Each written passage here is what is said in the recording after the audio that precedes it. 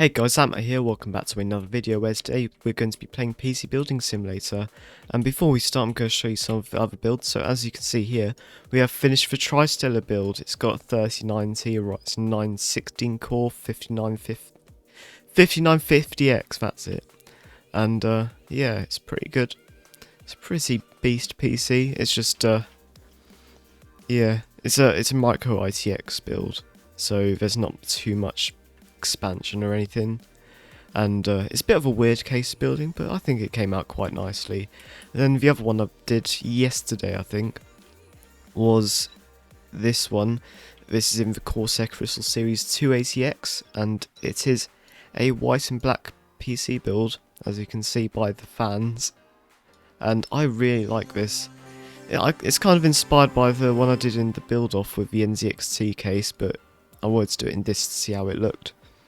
And yeah, but that's the PCs that I've built recently. But today, I'll just turn this off quick. Today we're going to be building in the NZXT H510i, and we're going to be doing a black and red water-cooled PC. So yeah, it's going to be very good. So we're going to start off by removing the panels. And I'll also remove the fans and the PCIe covers.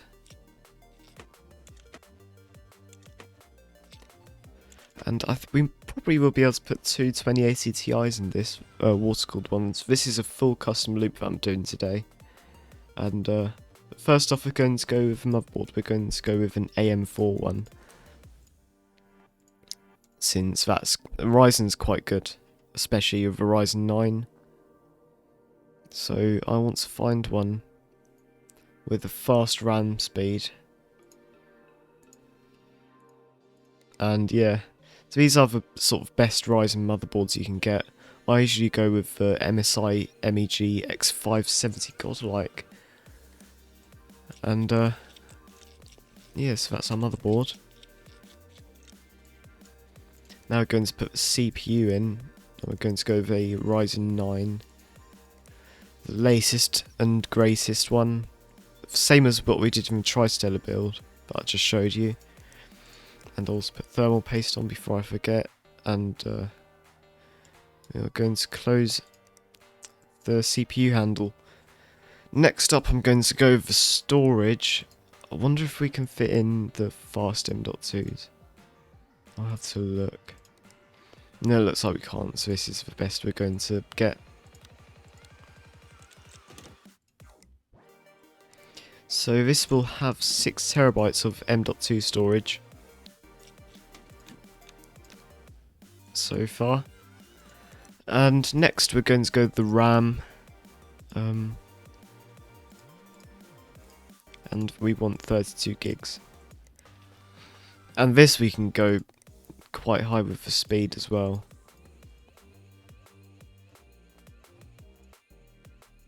There we go. And this RAM is RGB as well, so we'll be able to set it to red once we've finished the build. So it's our RAM. Next we're going to sort out the GPUs. Going to go with water-cooled one. We want the Aorus ones. Down here, 2080 Ti. These are the best looking water-cooled GPUs. And these will be running SLI. There we go. So next up we're going to put our CPU block, which will be an EK RGB one. This is probably one of the best looking CPU blocks. It goes very well with this case as well, since it's very minimalistic, just like NZXT cases are.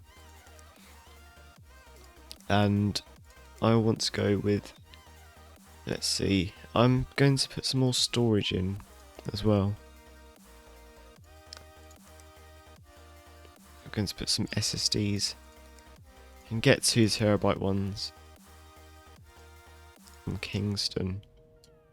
And these will go around the back. This is going to be a very high-end build that I'm doing today. Okay, so next I'm going to put in some radiators. These will also be EK ones. So we're going to put one at the front. NZXT cases are very good actually for water cooling, because there's not much point in having RGB fans that face outwards anyway. And we're also going to put a rear radiator in.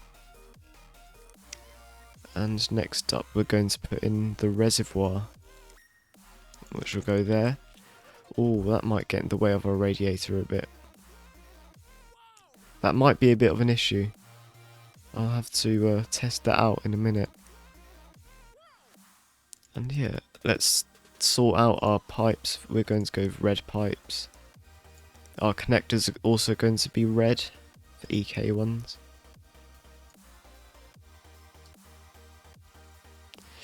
Oh, that's not going to work, is it? Unless I can somehow route it behind the reservoir, I don't think it's going to work. So let's...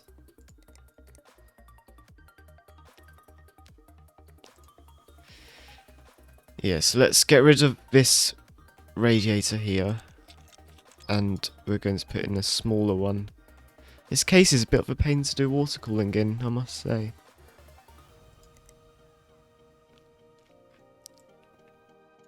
I think we're just going to go with a single radiator. That should be a bit easier to manage then.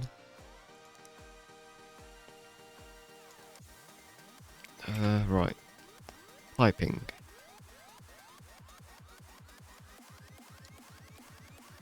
Let's try and route these behind.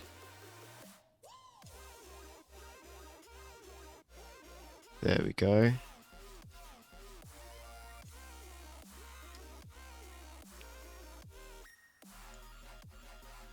Let's remove these corners.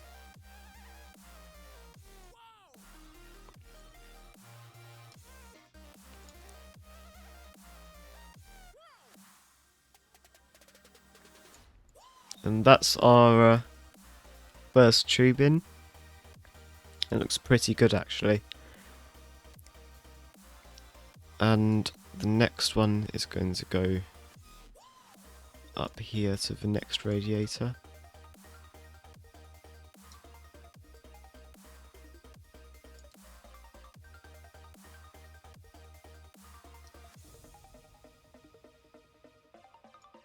Alright.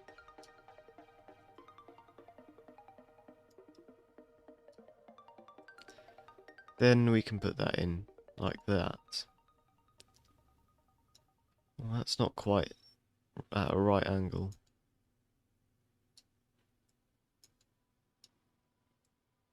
There we go, that's the second tube in. I'm quite happy with that. And we're going to put this at a right angle as well.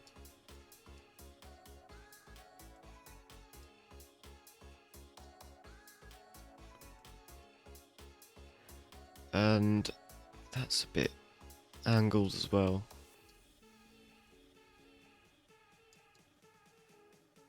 Well, actually, you know what I might do? I might try and put this a bit closer to the fan. Not sure how good that'll look though. You know what, I'll just stick with that. It doesn't look too bad, to be honest. And then we'll just connect those up.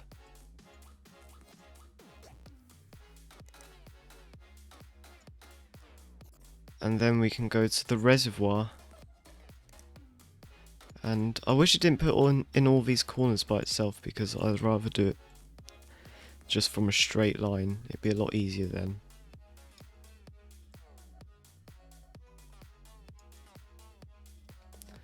There we go, there's our next tube. This is actually looking quite nice, you know. I'm very happy with this build. Then we'll put this one. What is it doing here? I don't know why that's so far out there.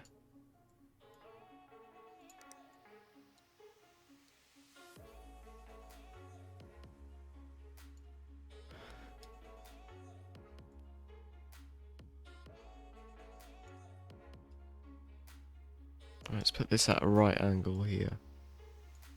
There we go.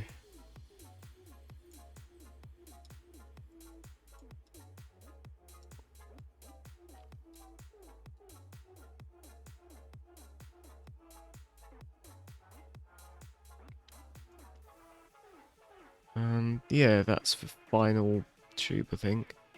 That's not quite straight, is it? Not from here. You know what? I don't really mind. That should be fine. Just want it all to be straight.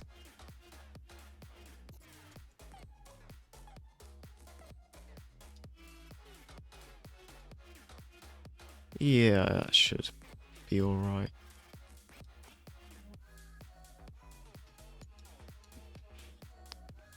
Put that there. That's for loop. Perfect. Right, I'm missing parts still. So, yeah, next up, I'm just going to fill up with coolant quick before I forget, because it's a lot easier to do it now. I don't want the clear UV stuff. I want the opaque red. Ah, right, I need to install the power supply. That makes sense now. I always forget the power supply. And we're just going to go with the beefiest one we can find, 1600 watt. And we'll do the cables. Oh, actually, that reminds me, I want red cables. That's why I don't have auto cable on as well. Especially when it comes to doing the fans, it's a lot easier to do it when auto cable's not on.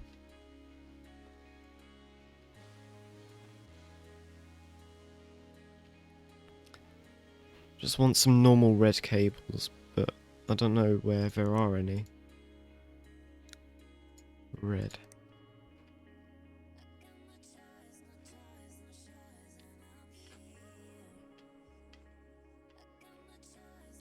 I will just go for braided ones then.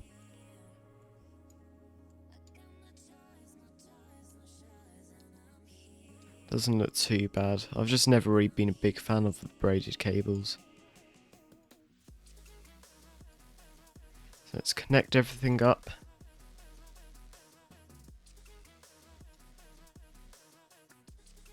There we go. Let's do the loop now. Coolant. Red UV. That's a bit laggy.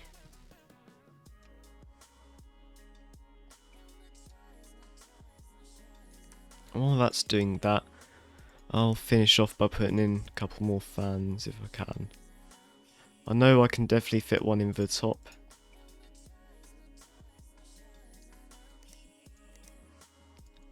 Oh, I can't. I guess that's going to be how it is then. I don't really have much need for any more fans anyway. So yeah, let's turn it on.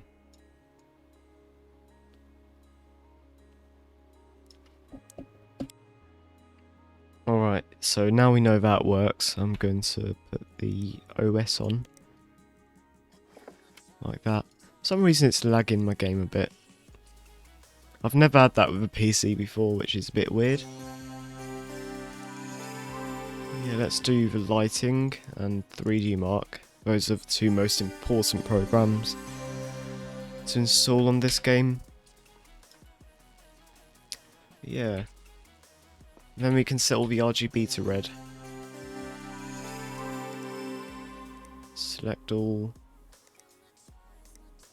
Red.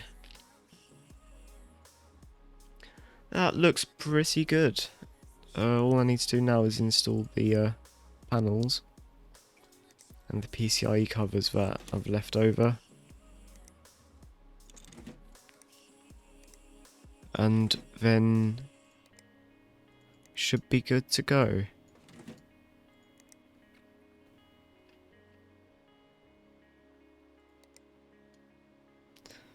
Oh, okay. Let's put the side panel on. Perfect. Right, that's our PC. I think that looks pretty good. Before I end the video, I'm going to do a quick 3D mark. Okay, so we've got 3D Mark score back. This scored 19,840, which is very respectable. Graphics score was very high compared to the CPU one. And how's that compared to our main PC? It's only about 4,000 below, which is very good for 2080 Ti's. Since they're water cooled, it scored a bit higher than they would stock. And these are just some standard 3090 in SLI in there. But anyway, I'm going to end the video here. Thanks for watching. I'll see you in the next one. Bye.